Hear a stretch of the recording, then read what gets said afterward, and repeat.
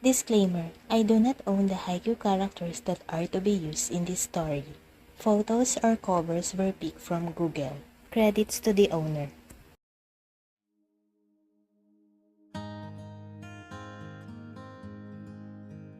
Hinata woke. Hinata abruptly moved the phone away from his ears as Kageyama shouted. "Did I get demoted on your friends list?" He asks. "Huh, nothing. How do you know it's me instead of K?" "He won't call me if you haven't woken up," Kageyama said. He nods in agreement. "Given you made everyone worried, you know. Your teammates almost look around Osaka to find you. You even left your phone. How am I supposed to trace you, huh?" Kageyama ranted. "Sorry. You should. How come your brain cell decided to travel from Osaka to Sendai?" "Panic. Wow, just panic, huh?" Kageyama sarcastically replied. "Tobio, look, I'm sorry. I didn't mean to. It's just exhaustion and a nightmare. Then this happened, but I'm safe. I promise," Hinata irritatingly said. Kageyama sighed as he calmed himself. I can't ask you not to do this again, can I?" "I'll try. Are you going to stay with Tsukishima?" Hinata stares slightly at Tsukishima as if confirming it. "Yes. Have you made up?" Sort of. When will you be back in Osaka?" "I'm not sure. I'm having a consultation with Dr. Shirabu next week Friday. I'm taking rest for at least a week. Can you ask Atsumu or Bakuto-san to send a few things here?" "Sure. Okay. Give the phone to Tsukishima." Hinata gave the phone to Tsukishima, and the latter stared in confusion. "He wants to talk to you," Shōyō said. Kei took the phone. "Hello, Kei." Tsukishima was surprised, not just because Kageyama called him by his first name but also because of how worried and gentle he was at the same time he mentioned his name. "Take better care of him. Don't hurt him again, will you?" "Yes, Tobio. I will not make the same mistake twice." "Good," Kageyama whispered. Kei cleared his throat and returned to their usual conversation. "Don't forget his things to be delivered here, okay? Including his phone." Yeah, bye." Tsukishima ended the call and stared at Hinata. "So, where do you want to sleep?" If you want, we can share my bed." Blush dusted Tsukishima's cheeks as he offered his room for Hinata to stay. "But of course, if you're comfortable with it." Hinata averted his gaze as he also blushed due to Tsukishima's offer. "I want to have my room if it's fine." "Sure thing. I'll fix it for you." He was about to head upstairs when Hinata held his wrist, stopping him. "I can do that. There's no need to do it." No, I just have to dust it off and change the sheets," Tsukishima said. "Well, can I help?" "Sure." They head to Hinata's room to undust and change the bedsheet and curtains. "There, all done. If you need anything, I'm in my room. I will leave it ajar so you can enter freely, okay?" Tsukishima said, to which Hinata simply nodded in reply. Tsukishima hesitated, but he reached Hinata and hugged him, which made the latter surprised before returning it.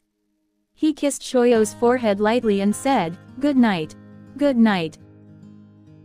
Tsukishima wasn't able to fall asleep, knowing that Hinata was right next to his room, sleeping. Excitement and nervousness coursed throughout his body. He had multiple scenarios in his mind on what he would do next if they reconciled. Like having dates, movie nights, lots of cuddles, giving Hinata some flowers or chocolates, and of course, playing volleyball. He wants to do it immediately. "Calm yourself, Kei, one at a time." He sat up from the bed and whispered to himself, "I want to cuddle him to sleep." He sighed again. Is he already asleep? He wants to insist that Hinata can share a bed with him, but he knows he might make the latter uncomfortable. "I'll just get water." He stood up from his bed and headed out to the kitchen to get a glass of water. When he reached the kitchen, he saw Hinata making a cup of warm drink. "Hey, you can't sleep?" he asks. Hinata looked at Tsukishima, a little surprised. "Oh, kind of. Ha ha ha. I had a long nap earlier, so I made some warm milk. How about you? Do you want some milk or tea? I can make you some." "No, thanks. I just want to get some water," Tsukishima said. "Oh, okay." Tsukishima walked towards the fridge and got some bottled water instead. Do you have plans for tomorrow?" None. It's a 1-week rest for me." No volleyball, he sighed as he sipped his milk. Now, TsukiHina came beside Hinata and said, how will you survive without volleyball, Hinata glared at the former and replied, I know what the rest means. TsukiHina stared fondly at Hinata. Your glaring would have less effect if it wasn't about volleyball. It makes you look cute right now, he said as he smirked. Hey, Kay, Hinata exclaimed as he blushed at TsukiHina's words. TsukiHina simply laughs at the reaction. Do you want to go to the nearby park tomorrow? You know, to stroll or to get some fresh air or something. Hinata stares at TsukiHina, thinking of what he should say. Are you asking me for a date, TsukiHina-san? Blush dusted his cheek. TsukiHina averted his gaze as he replied, if you think it will count as a date, then. Hinata smiled and said, sure. It's a little bit chilly in the morning, Hinata said as he blew his hands to make it warm. He sat on one of the park benches near the park entrance. It is the park where he usually did his morning jog 2 years ago. Nothing changed in here. Here, TsukiHina gave a warm cup of drink. I told you to wear mittens, right? Hinata took the cup and rebutted, you're not wearing one either. He took a sip, and the warm liquid gave comfort to his body. TsukiHina hid his free hand in his coat pocket and took a sip of his coffee. Given. Are you good now? Yup, Hinata said, popping the P on the end of the word as he stood up from his seat. They start to stroll around the park. It's autumn season, and the leaves give a light reddish hue to the park. TsukiHina was walking a little behind Hinata, looking at the latter fondly instead of appreciating the scenery. He expected that Hinata would be emotionless again like last time since his meds were already worn off, but now he is still showing some emotions while walking.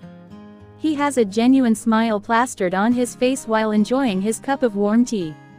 A few random greetings were made for the elders whenever they encountered them. There is the usual joy in each of his steps. TsukiHina never imagined that he would see this again. He fell in love all over again. The past TsukiHina is a real idiot and a jerk. Hinata notices the distance between them. He looks behind him and asks, TsukiHina, I love you. TsukiHina blurted out, which took Hinata by surprise. The spark that was showing a little earlier was extinguished all of a sudden. Way to kill the mood, Kay. He thought to himself.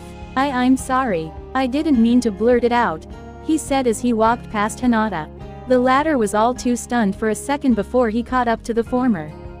He tugs the coat of TsukiHina, which makes the latter slow down.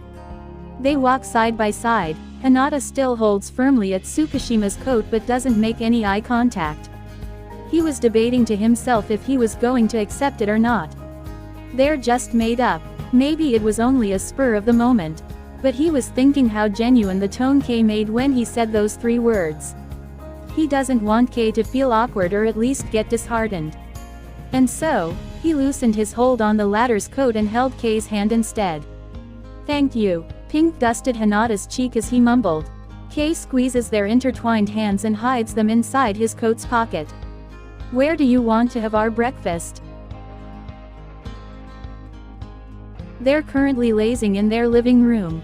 Shōyō was browsing on his phone while Kay was reading one of his books. Shōyō was starting to get a little bored browsing those shorts and reels on his phone. He stares in TsukiHina's direction. Kay, still reading his book, hummed in reply, Nothing. Shōyō was still staring at Kay, or to be exact, on the pillow on the latter's lap. He wants to lay on Kay's lap. Kay already felt the intense stare and glanced towards Shōyō.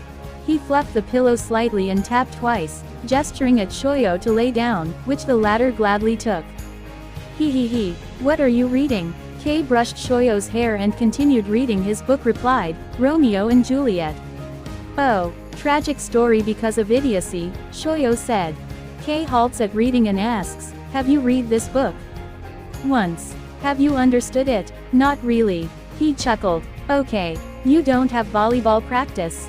Shōyō asks. Kay closes his book and starts to play with Shōyō's hair. I ask for a week's leave. They allow you to do that? I've got a good reason. Shōyō stares at Kay, confused about the latter's reply. You're bored. He. Do you want to go to an amusement park? Shōyō abruptly sat up and asked, "Can we? Let's change our clothes and then head out," Kei simply replied. He stood up and said, "Okay." Learning again what genuine happiness felt like wasn't part of Shōyō's plan. He didn't quite imagine that there would be a turnout event that happened in his life. Those sweet smiles, gestures, laughs, and caring versions of Kei that he never thought that be directed to him were now given to him in the present. Those remarkable fun dates that they had for the past week. It was too good to be true. It was Friday night. They early retire for the day since Shōyō would be returning to Osaka the next day. Earlier that day, he had an appointment with Dr. Shirabu, who was quite impressed with the remarkable progress of his soulmate bond. Shōyō can't fall asleep. His mind runs miles away. What if this is just a dream? What if Kei thinks it's just an obligation? What if it wasn't genuine? What if he easily gets tired of him? What if a squeeze on his waist cut his thoughts? He looked beside him and saw Kei's peaceful expression. He slightly traces the latter's sleeping face, engraving those eyes, nose, cheeks, jaw, and lips in his memory. Please don't get tired of me. To be continued. If you like this video, consider subscribing by clicking the subscribe button. Bye!